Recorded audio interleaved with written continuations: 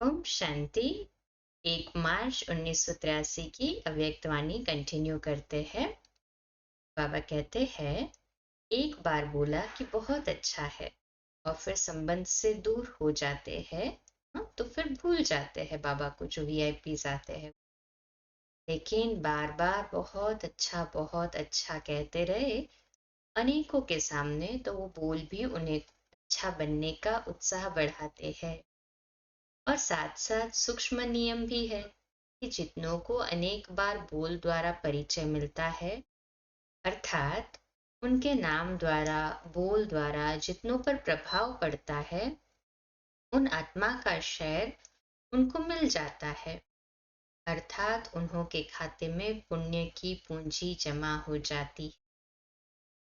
और वही पुण्य की पूंजी अर्थात पुण्य का श्रेष्ठ कर्म श्रेष्ठ बनने के लिए उन्हीं को खींचता रहेगा।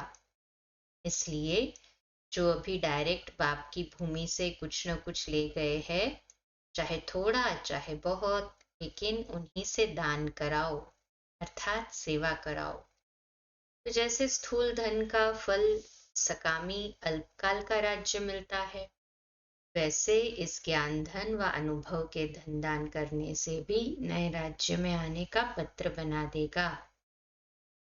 तो नए राज्य में आने का पात्र बनने के लिए बाबा कहते हैं, जितना दान करेंगे ज्ञान धन या अनुभव का दान करने से भी नए राज्य में आने के पात्र बन जाते।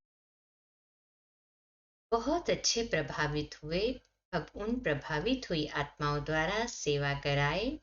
उन आत्माओं को भी सेवा के बल द्वारा आगे बढ़ाओ और अनेकों के प्रति निमित्त बनाओ।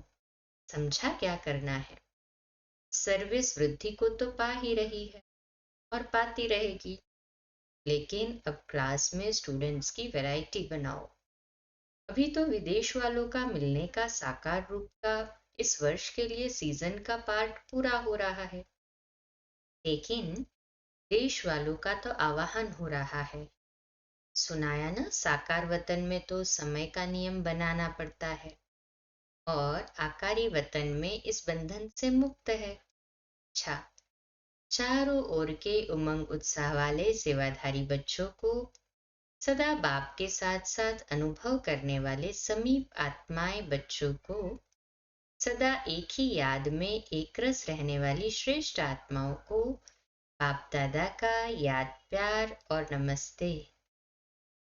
तो ने क्लियर किया कि जितना वीआईपीज को भी एक बार परिचय दिया, लेकर आए नहीं, बार बार उनको कुछ न कुछ प्रोग्राम्स में या फिर ऐसे भी न कुछ उन तक मैसेज पहुंचता रहे, जिससे वो बाबा के ज्ञान को सुन सुनकर प्रभावित हो जाए। तो 21 मार्च 1983 की मुरली का टाइटल है, गीता पाठशाला चलाने वाले भाई बहनों के सम्मुख अव्यक्त बाप दादा के महावाक्य।